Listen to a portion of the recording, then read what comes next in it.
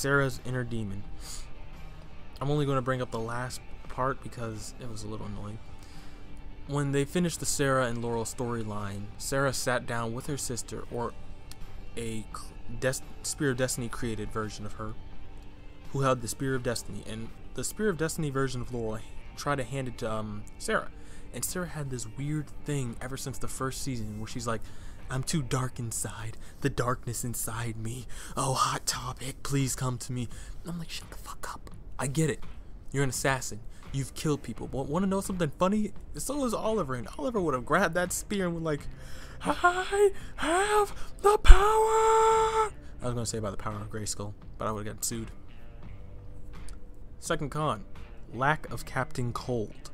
Captain Cold came in probably the second to last episode of season 2.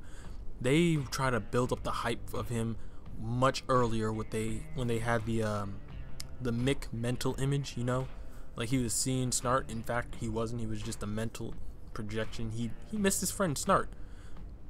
What Thawne did was he went back in time before Snart was taken by Rip, and brought him into the future, and that's where we saw like a more evil version of Thawne. I mean, of Snart, because he was willing to kill people. He was willing to kill. Excuse me. He was willing to kill Mick, and from the looks of it, I'm guessing this Thawne was. I mean, why do I keep saying this? This Captain Cold was before the speech he and Barry made, but in the end, the only Legion to die was you know, Thawne. I'll get to that in a bit. But Snart is still alive. Snart's returned back to his normal timeline, memory erased, and I don't know how that's going to play out. But I guess we're going to have to see in a bit now, aren't we? Con number 3 were the time paradoxes that they popped up. I'm only going to name these 2 points, Amaya and Nate. Now, remember when I said earlier in the video, if you didn't because you skipped the timestamp, that's fine. Amaya and Nate had a relationship. That's one of those onboard relationship things which seems so weird. And they were... okay. The way I'm going to explain this is, Amaya has destiny. Amaya is the grandmother of the Vixen we saw much earlier in the current timeline. She is her grandmother. Now, Amaya is Vixen, by the way. That's her hero. That's her civilian name. Now, Nate and Amaya get together, like during the 75% of the season through, when they finally saved George Washington. That's when they had sex for the first time, which is some fucking reason. And that alone was problematic for me, because he's having sex not with a dead woman, but with a woman who is possibly not supposed to be his wife. He is messing up worse than Nate. I mean, worse than Ray. And my brain was unable to wrap around it. It's like, I understand, but you're a historian. I think you should know something a little bit about messing with time. It was an annoying little thing. Second part is, this is my own little issue with him. Jax had no issue of, you know, himself changing the timeline, but he was quick to comment about others. When Gray had a child, he was like, Gray, the hell you doing, man? When all these other when everyone else was making mistakes, so what the hell are you doing? When they go back in time and see slaves, fucking Jax is like, I gotta save every single one of these slaves. And everyone else's mind's like, Jax, you do that, you might mess up the timeline. And Jax is like, I'm still gonna do it. They my brothers. You're quick. The word for that is, I think it was a hypothesis? Hypocrite. He is so quick to pull the gun on a person for messing up the timeline. Like, he tries to be the ultimate time master, like Rip. But he lets his feelings get in his way. If he wants to change the time because he feels like it will, like, make his soul better, that's what he's going to do. And that's what other people do. That's why they change the timeline, to make their soul better. But hey, Jax, more power to you without your flaming ass head.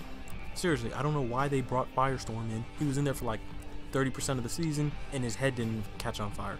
Found that annoying. Fourth con, lack of iconic heroes. The show was originally explained in a way to expand the DCTU, the DC Extended Universe, or the CW Universe, or Arrowverse, I don't know. They were like, oh, we're going to have the Legends, you know, team up with other heroes from across time. In reality, it was the Justice Society, who are practically all dead, and Jonah Hex, and some weird dude from the World War II. Oh wait, Sergeant Rock. Yeah, I guess. Fucking whatever. It was lacking in what I was expecting. No, I'm not saying I wanted like Wonder Woman or Aquaman to pop in, but it would have been nice to have like a little hint to Dr. Fate, or go back in time to the medieval era and go like, oh yes, the ocean people. They come down every king's tide and bring food to the people. I don't freaking know anymore. Justice League trailer. But no, they didn't. They just stuck with what they had, or what they wanted to use, and it was so little. They had to focus on like historical characters more than they can focus on the DC lore. My final con was the ending. Now, like a few seconds ago or a minute ago, I may have stumbled off and said Thawne is dead. That's why I didn't like the ending, because it was so lackluster. After all this time, Thawne was looking for the Legion, looking for the spear, looking for every single freaking thing, and then with a single like want from her magical soul, Sarah was able to basically say, the Spear of Destiny no longer works. That's it. And Thawne was like, well, shit, alright. Well, I'm gonna bring in like 38 Thawnes, because what he did was he would go through time and collect like other remnants of himself and basically take them all to the final fight, where they would rally against the Legends and overkill them.